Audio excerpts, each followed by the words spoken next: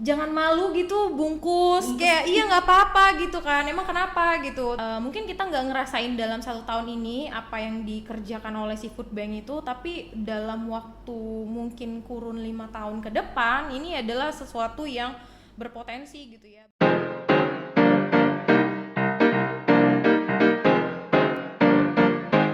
Halo Sobat Sehat, welcome to Tropika Podcast, Kesehatan Investasi, Pola Hidup Sehat Prestasi. Bersama saya Dea Ambarita, kembali lagi nih di acara podcast kesayangan kita ini, di mana kalian bisa mendapatkan hal-hal seputar kesehatan, promosi, dan isu-isu terbaru. Ini seperti biasanya tentunya saya nggak sendirian dong, karena kita udah kedatangan narasumber yang begitu cantik nih. Ada Kak Laras di sini. Halo Kak, apa kabar? Kabar Oke. baik. Mungkin Kak Laras bisa say hello juga dong untuk sobat-sobat Tropika Podcast, sekaligus memperkenalkan diri nih, supaya sobat-sobat yang nonton tahu nih siapa sih narasumber cantik yang hari ini akan memberikan banyak informasi tentunya. Oke, thank you. Halo semua, kenalin nama aku Laras, CEO dan founder dari Aksata Pangan, kita food bank di Medan. Oke. Nah, karena topik kita hari ini kan Kak tentang ketahanan pangan nih. Kita bicara juga tentang inovasinya. Mungkin Kak Laras bisa kasih berbagi sedikit gitu. Kira-kira seberapa penting sih ketahanan pangan itu? Sebenarnya kalau bahas ketahanan pangan itu sangat sangat kompleks ya, perlu diceritakan gitu. Tapi cuman aku mau ceritain gimana sih perannya kita berantas si isu ketahanan pangan itu gitu. Jadi kalau si Aksata Pangan itu bergeraknya sebagai food bank, memang kita ada 2 isu yang melekat terus di kita. Yang pertama food insecurity, ketahanan pangan juga, kerawanan pangan, terus juga food loss and waste, jadi isu sampah makanan. Jadi karena ada kemubaziran makanan itu yang harus terbuang, daripada terbuang akhirnya itu masih bisa diberikan kepada masyarakat yang membutuhkan, makanya kita sebenarnya memberikan akses pangan bagi mereka yang rawan gitu. Nah, kalau secara pribadi ngelihat kerawanan pangan itu kan atau ketahanan pangan itu kan kita mikirnya kayak kok berarti ada ketersediaan, keterjangkauan gitu ya, dan itu banyak banget. Tapi kalau apa yang kita lakukan adalah sebenarnya membantu si surplus makanan tadi yang harusnya terbuang itu masih bisa disalurkan ke masyarakat yang membutuhkan, yang dalam tanda kutip kekurangan dalam akses pangannya gitu. Nah, berarti Aksata Pangan ini tuh sebenarnya dia mengelola makanan-makanan yang sebenarnya bisa berkemungkinan untuk dibuang gitu ya Kak ya. Jadi mungkin sobat Tropika Podcast nggak ngerti nih, sampah-sampah makanan ini maksudnya sampah yang gimana? Betul. Apakah dia memang ada nggak sih syaratnya misalnya yang tergolong sampah makanan, terus apa aja gitu makanan yang misalnya yang punya aspek-aspeknya gitu. Oke. Jadi ada 2 kata yang melekat sekarang, sudah dikeluarin lah ibaratnya dari Bappenas. Jadi kita biasanya bilangnya food loss and waste. Jadi itu 2 hal yang berbeda sebenarnya. Jadi kalau ditanya sebenarnya apa sih yang bisa dikelola di Aksata Pangan gitu. Jadi kita menerima si makanan yang berlebih yang masih bisa dikonsumsi atau layak dikonsumsi, dan juga makanan yang sudah tidak bisa dikonsumsi. Jadi kalau misalnya makanan yang masih bisa dikonsumsi, kita sortir kembali dengan pemberdayaan volunteer, dilihat dan didistribusikan ke masyarakat yang tadi ya tidak rawan terhadap pangan, food insecurity. Dan yang tidak bisa dikonsumsi itu biasanya kita berikan kepada pakan magot, terus juga peternak lokal. Jadi sehingga sebenarnya kita meminim si sampah makanan yang harusnya berpotensi langsung terbuang, jadinya tuh masih bisa ada pos-pos yang diisi dulu tuh sebelum masuk ke landfill gitu deh istilahnya. Tadi kan ada makanan yang bisa dikonsumsi. Kira-kira kategori makanan yang bisa dikonsumsi ini apa sih Kak?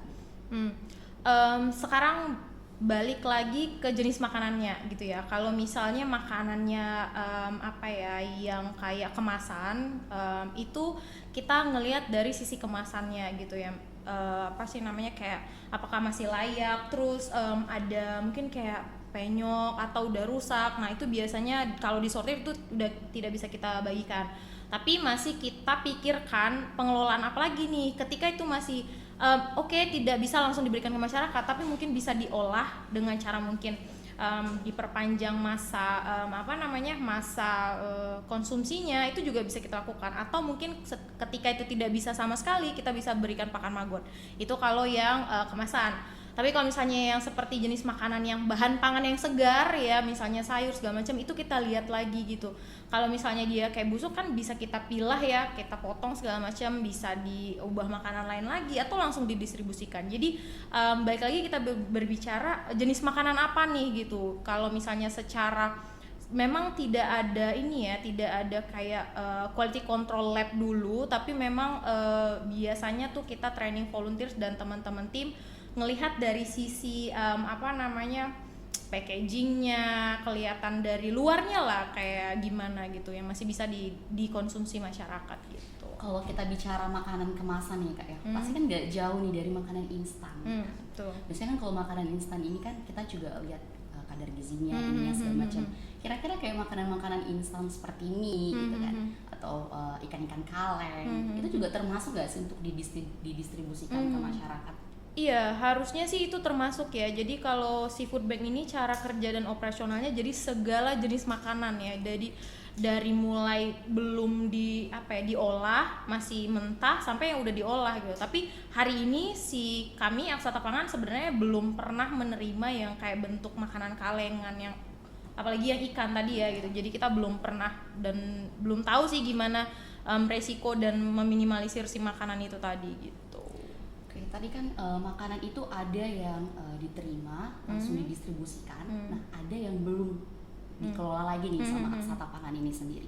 Itu kira-kira olahannya itu dikasih secara memang udah bentuk masakan, atau mungkin bahan-bahan yang tadi masih fresh tadi itu juga ikut dibagikan langsung gitu ke masyarakatnya.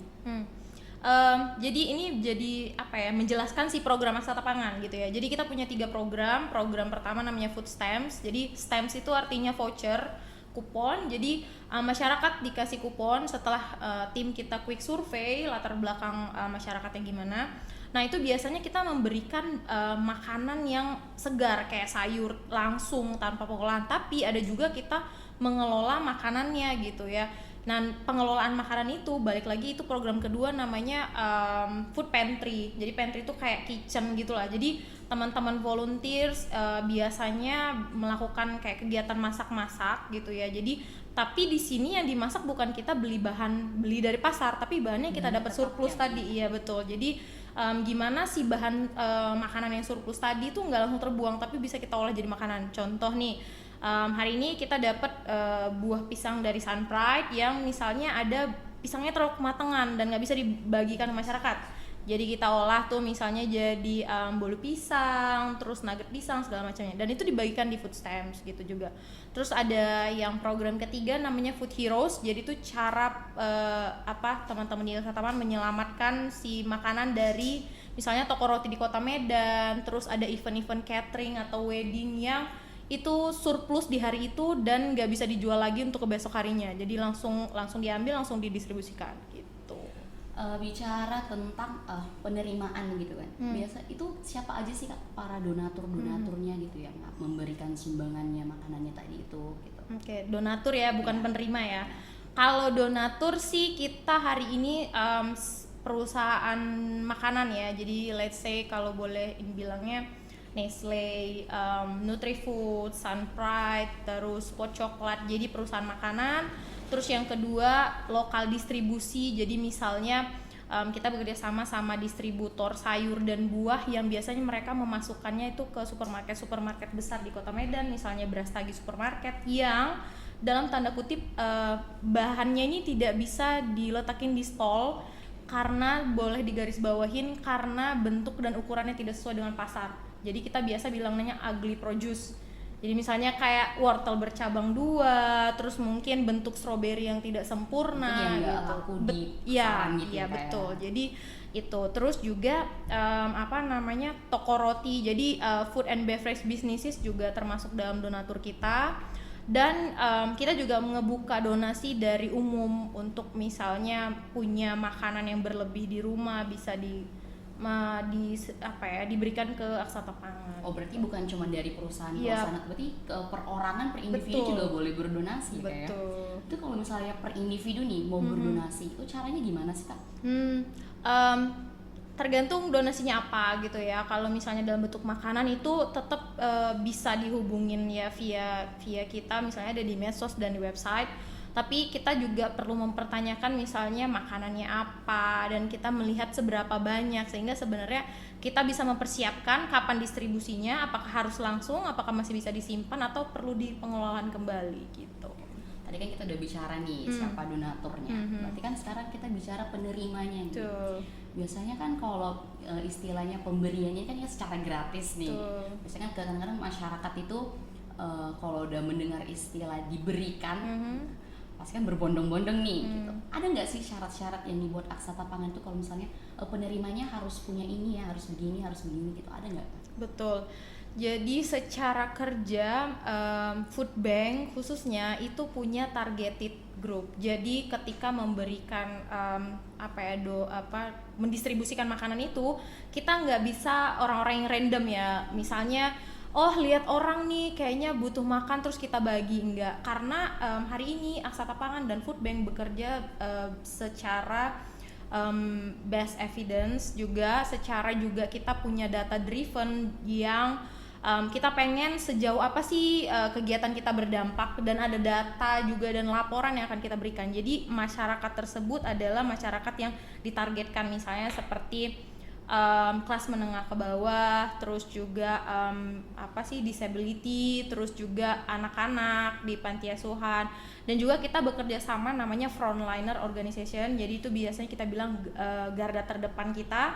Jadi kita bersama dengan panti yang mereka punya masyarakat binaan, sehingga sebenarnya di situ ada konsen sih, karena makanan ini bersifat sensitif. Jadi dan ada juga brand dari donor ya, itu kan brand perusahaan besar ya. Jadi ketika ada amit-amit nih sesuatu hal yang terjadi, kita bisa tracking kembali. Oh, makanannya dikonsumsi kapan, siapa yang memberikan dan segala macam. Jadi dengan targeted group itu tadi diharapkan sebenarnya ya selain data driven ya penerima manfaat dalam jangka waktu mau pendek dan panjang, kita juga nanti akan ada intervensi gizi gitu. Sebenarnya makanan yang kita berikan mencukupi nggak sih daily intake-nya mereka gitu. Untuk Aksata Pangan ini sejauh ini pendistribusian makanannya udah sampai sejauh mana sih, Kak? Udah seberapa banyak sih gitu yang merasakan dampaknya gitu? Ya, kalau based on report kita di tahun lalu di 2021, sekitar 21 ribuan masyarakat Medan udah menerima manfaat dari kegiatan kita. Kalau dikelompokkan secara kecamatan, kurang lebih dari 21 kecamatan sudah menerima 14 kecamatan yang udah kita distribusikan. Itu kurang lebih makanan yang kita terima sekitar 32 ton. Jadi 32 ton makanan itu seharusnya yang terbuang di landfill ya, tapi masih bisa diselamatin gitu. Itu tadi perannya Aksata tadi ya, kayak 32 ton kalau dibuang tuh rasanya sebenarnya padahal banyak nih masyarakat itu sebenarnya bisa merasakannya, merasakan dari si 32 ton tadi gitu. Betul, tapi sebenarnya itu masih jadi PR yang besar ya buat Aksata Pangan, karena dari data Kompas kemarin itu katanya ya Medan sampah makanannya aja itu 300 ton ya kalau nggak salah. Jadi kayak masih banyak nih PR Aksata Pangan, harusnya ya peran-peran stakeholder yang lainnya harus bisa tuh berbarengan untuk concern ke potensi sampah makanannya itu gitu. Jadi sebenarnya Aksata Pangan ini udah didesain sebaik mungkin kayaknya ya. Menurut buat Kak Laras sendiri nih, sebenarnya ide awalnya ini tuh dari siapa? Apakah dari Kak Laras sendiri atau mungkin ada melihat satu kejadian gitu tiba-tiba terinspirasi gitu? Oke. Jadi sebenarnya kan Aksata Pangan itu bukan kayak kita bikin food bank yuk, bikin Aksata Pangan, bukan. Jadi ada sejarahnya lagi nih sebelumnya. Betul. Jadi kemarin itu kebetulan aku adalah orang yang suka aja volunteering gitu. Jadi event volunteering yang di nasional maupun international volunteering services gitu. Jadi waktu balik ke Medan kayak ngeliat kayaknya waktu itu pervolunteringan lagi redup gitu ya. Jadi kayak pengen bikin kegiatan dan jatuhnya adalah komunitas gitu. Komunitas yang kita ngumpulin teman-teman yang tertarik berbagi. Ya udah, kita waktu itu namanya food truck sedekah. Jadi memang waktu itu masih ada kata apa ya, kata agama yang situ yang kayak kita berbagi tuh karena sedekah gitu ya. Nah tapi dari kegiatan itu tuh kita pernah dapet donasi telur yang kecil-kecil. Nah terus kita tanya lah, Pak kenapa dikasih ke kita? Terus bapaknya bilang ini kalau dijual nggak laku gitu karena bentuknya kecil gitu. Nah dari situ kita belajar, oh ternyata potensi makanan terbuang itu banyak gitu ya. Dan kita belajar lagi ternyata kegiatan ini namanya food bank kalau di luar negeri gitu. Dan selama 1 tahun kita belajar feasibility studies, studi kelayakan apa sebenarnya si food bank ini layak untuk dibuat di Medan gitu. Jadi dengan pembelajaran itu sambil ngelihat program-program apa yang cocok, karena lagi-lagi food bank di luar atau bahkan food bank yang ada di kota-kota di luar Medan juga belum tentu bisa diterapkan di sini. Jadi ada kultur ya, ada budaya makan, ada kita cara mendapatkan makanan, itu nggak bisa disatuin. Jadi memang betul-betul kita belajar gimana sih cara orang Medan makan, cara mendapatkan makanan, itu jadi jadi program kita. Makanya setelah perjalanan itu akhirnya kita memutuskan untuk buat entitas dari komunitas tadi, jadi entitas lebih besar. Iya betul, yang namanya Aksata Pangan hari ini sebagai food bank. Jadi udah konsen khusus value-nya ini, dan kita mencoba nge-address isu food loss and waste sama food insecurity tadi gitu. Itu kan kita bicara tadi tuh, sejarahnya cukup panjang gitu ya Kak. Pasti waktu menjalaninya itu pasti ada kesusahan dong, gitu. Ada tantangan, hambatan aja pasti ada. Selama Kakak mungkin membangun Aksa dari tadi food truck sedekah itu ya, sampai sekarang jadi Aksata Pangan, itu kira-kira tantangannya apa aja sih? Lumayan banyak sih tantangannya. Yang pertama, ini adalah sesuatu yang baru yang belum mainstream ya. Jadi kayak kita mau audiensi atau engage-nya ke siapa gitu. Sementara program ini belum biasa dijalanin gitu. Sementara kita juga butuh seperti ya donatur, orang yang bekerja sama dengan kita gitu. Itu pasti tantangan. Terus yang kedua, waktu itu sebenarnya kita mencari volunteering itu susah gitu, karena apa sih ini kayak cuman bagi-bagi aja atau apa gitu ya. Sebelum kita dapat donor yang betul-betul reguler ya, karena teman-teman volunteer sudah merasakan gitu. Jadi itu juga bagian dari susah. Jadi sumber dayanya ya, berarti tadi bicara sumber daya manusianya. Terus mungkin yang ketiga adalah sosialisasi ke masyarakatnya gitu. Itu susah. Iya benar. Jadi karena ngebangun paradigma masyarakat itu tuh makan makanan yang berlebih itu kayak, lah berarti kalian bagiin makanan yang apa nih, kayak gitu. Itu juga susah gitu ya. Mungkin itu sih kayaknya yang paling kayaknya yang inget kayak 3 itu. Segini nggak diinget karena saking banyak kesalahan gitu ya. Kayaknya. Tadi kan kita bicara tuh cara pandangan masyarakat. Emang sebelumnya ini sebelum mungkin pertama kali diperkenalkan nih kepada masyarakat, emang pandangan masyarakat tuh kira-kira seperti apa sih tentang Aksata Pangan ini? Sebenarnya karena kita bergeraknya dari komunitas, jadi mungkin masyarakat ngeliat, oh mereka ini cuma bagi-bagi aja gitu. Masyarakat tuh nggak sadar kalau yang makanan yang mereka terima tuh sebenarnya ini yang hampir dibakar gitu ya. Jadi perusahaan itu harus ngebakar produksinya, dan itu di situ ada economic loss ya, karena ngebakar itu ada uang, terus bayar ya, mereka harus pihak ketiga yang untuk membakar makanan itu masyarakat tuh nggak sadar gitu kalau itu makanan yang surplus. Terus yang kedua sebenarnya mungkin sesimpel yang masyarakat itu kayak tadi senang dapat sesuatu gitu. Jadi kayak betul. Jadi kayak nggak berpikir. Nah, tapi ada juga beberapa masyarakat yang kritis mencoba, misalnya ini kok dapat dari mana ini? Ya, gitu. Terus gitu nanyain, terus ini kayak gimana? Apakah ini masih bisa dikonsumsi sampai berapa lama? Kayak gitu-gitu. Jadi sebenarnya setiap tempat yang kita datangin itu beda cerita gitu. Ada yang masyarakatnya yang senang-senang aja, santai-santai aja, nerima-nerima, karena biasanya kita kegiatannya tuh berulang. Jadi bukan sekali datang terus nggak datang lagi. Jadi biasanya kalau yang pertama kali baru datang tuh biasanya masyarakatnya agak riuh tuh, ngesosialisasi ini, Bapak Ibu ini kita gini. Bahkan teman-teman di lapangan juga harus menjelaskan apa bedanya label makanan best before, baik digunakan sebelum atau expired date.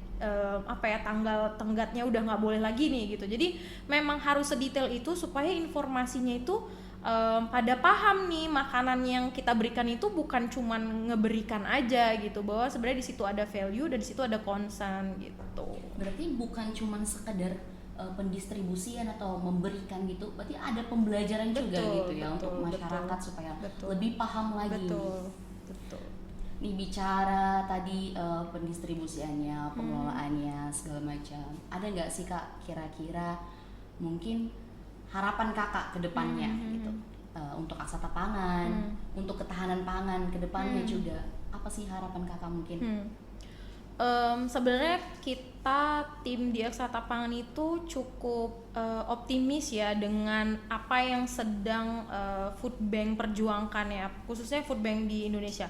Semenjak di tahun lalu Bappenas ngeluarin Food Loss and Waste Study gitu. Jadi berarti pemerintah akan menuju concern ke situ gitu. Jadi benar-benar dengan mungkin kita nggak ngerasain dalam 1 tahun ini apa yang dikerjakan oleh si Food Bank itu, tapi dalam waktu mungkin kurun 5 tahun ke depan ini adalah sesuatu yang berpotensi gitu ya. Baik sebenarnya kalau kita sekarang bicara tentang sustainability, ya terus juga green jobs opportunity. Jadi kayak ya Aksata Pangan bergerak untuk itu gitu. Dan kalau misalnya bicara lagi harapan ya starting dari yang paling kecil aja untuk kita ya diri sendiri itu sebenarnya mindful eating gitu. Jadi kayak ngerasa kalau cukup makanannya dihabiskan segitu, ya udah segitu aja dulu porsinya. Kalau mau nambah ya silahkan gitu. Jadi kayak habiskan makanan di piringmu gitu ya. Itu kalau kita dari sendiri. Jadi kalau ketika si diri sendiri yang masyarakat per satu-satu itu mengerjakan itu semua,